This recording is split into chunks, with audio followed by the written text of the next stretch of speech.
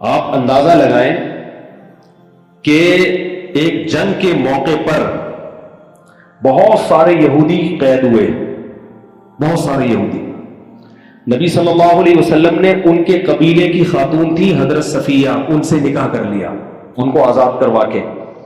جب نکاح کیا ہے نا، صحابہ کے کسٹڈی، صحابہ کے پاس جتنے اس قوم کے غلام تھے صحابہ نے سب آزاد کر دیے کہ اس قوم کی عورت ہمارے نبی کی زوجہ بن چکی ہیں.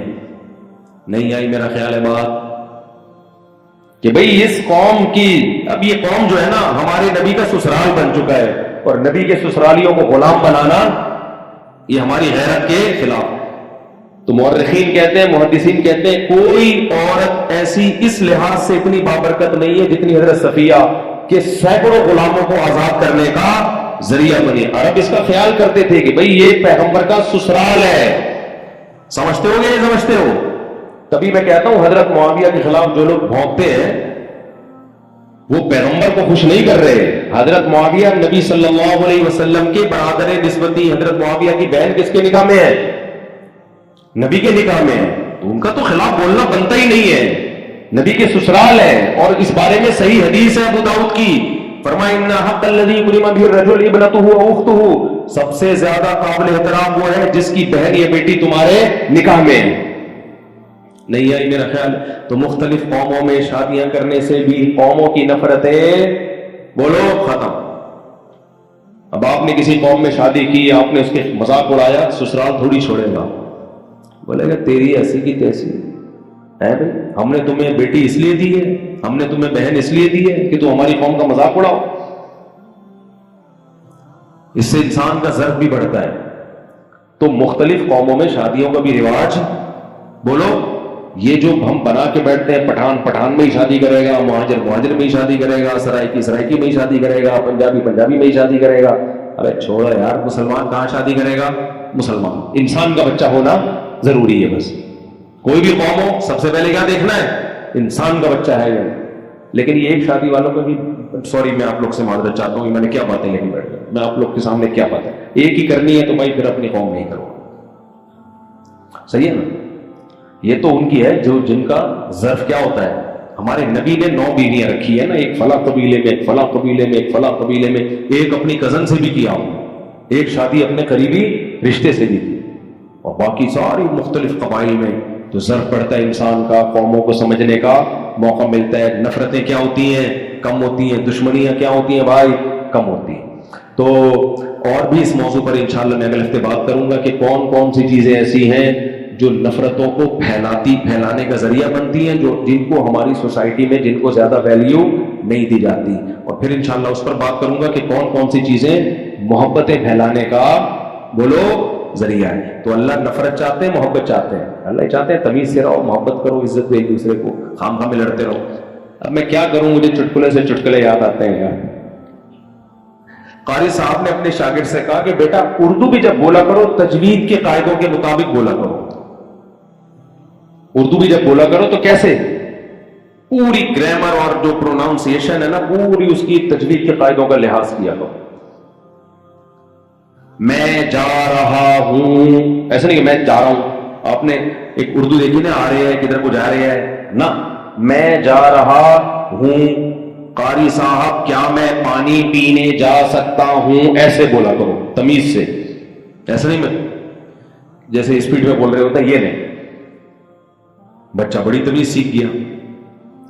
ایک دن کوئی چنگاری اڑ کے آئی قاری صاحب کے کپڑوں پہ، آگ لگ رہی ہے. بچہ کہتا ہے قاری جی صاحب، پوری تجوید کے ساتھ نا، آپ کے کپڑوں پر چنگاری. جیسے بچے کہہ رہے ہوتا ابدن احدن،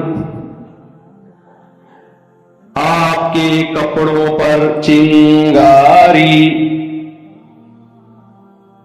اب اتنا ٹائم لگا دیا کہ آدھے قاری صاحب جل چکے تھے.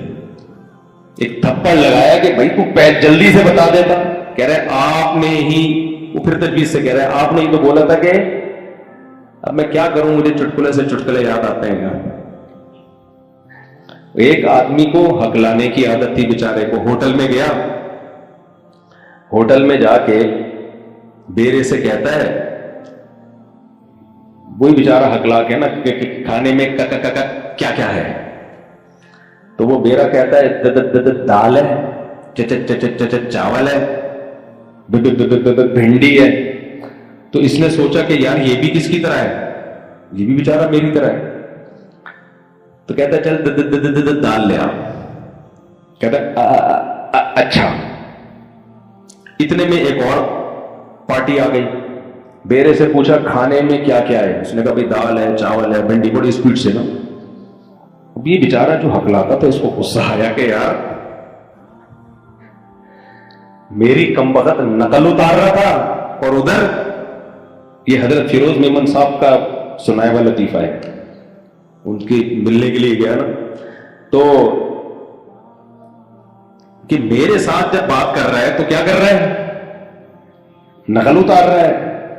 یعنی اس کا مطلب یہ ہکلا نہیں ہے.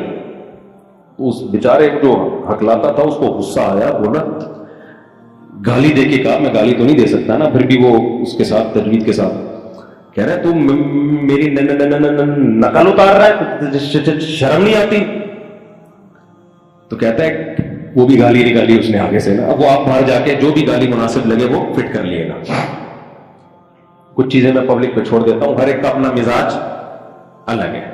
جیسے میں نے وہ ہمارے فیصل آباد کے دوست ہیں نا, وہ پھٹا ہو رہا تھا. میں نے کہا بولو ایسی کی تیسی. انہوں نے کہا مولوی صاحب فیصل آباد میں ایسی کی تیسی یہ کچھ بھی اس کا اثر ہی نہیں ہوگا سامنے والے پر. یہ شاید کراچی میں کوئی بے ہوش ہو جائے سامنے والا, یہ نہیں ہوتا ہمارے یہاں. فیصل آباد کا اسٹائل تھوڑا سا چینج ہے. ایسی کی تیسی سے تو ہنسے گا وہ. تو میں نے کہا پھر اس میں جو آپ مناسب سمجھو وہ ایڈ کر لو اپنی سوسائٹی کے حساب سے یا اپنے خاندان یا ماحول کے حساب سے. تو اس نے کہا میری نقل اتار رہا ہے. کہتا ہے میں ہکلا ہوں, نقل تو میں اس کی اتار رہا ہوں. سمجھ, اصل میں تو میں کیا ہوں, میں خود ہکلا ہوں. وہ تو میں اسپیڈ میں اس لیے بول رہا تھا کہ اس کی نقل اتار رہا ہوں. خیر بات کہاں سے کہاں چلی گئی یار.